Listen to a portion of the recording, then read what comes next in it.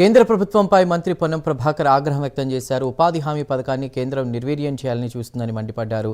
రాష్ట్ర ప్రభుత్వాలతో చర్చించకుండా బిల్లు ఎందుకు తెస్తున్నారని ప్రశ్నించారు. తక్షణమే బిల్లు ఉపసంహరించుకోవాలని డిమాండ్ చేశారు. 40% నిధులు రాష్ట్ర ప్రభుత్వాలపై మోపాలని కేంద్రం చూస్తోందని మండిపడ్డారు. కాంగ్రెస్ పార్టీ ఆనాడు అనేక మంది సామాజికవేత్తలతో చర్చించి ఉపాధి హామీ గ్రామీణ ప్రాంతాల్లో ప్రజలకు ఒక లైఫ్ లైన్ లాగా తీసుకొచ్చింది.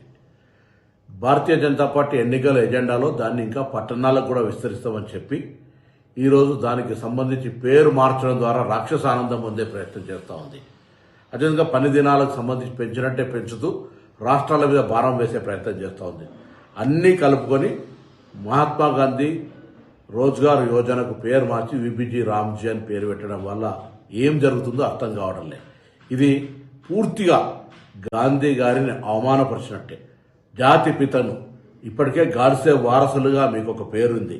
ఇంత పెద్ద కార్యక్రమం గ్రామీణ ప్రాంతాల్లో జరిగే విధంగా ఉపాధి పేదలకు ఒక అవకాశంగా ఉన్న ఈ కార్యక్రమం రూపురేఖలు మార్చడం ద్వారా, పేర్లు మార్చడం ద్వారా రాక్షసానందం పొందుతా ఉన్నారు కావచ్చు.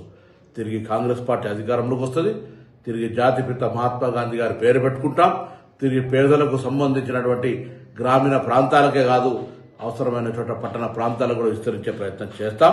ఇది దేశంలో ఒక వెన్నెముక లాంటి లైఫ్ లైన్ పేదలందరికీ.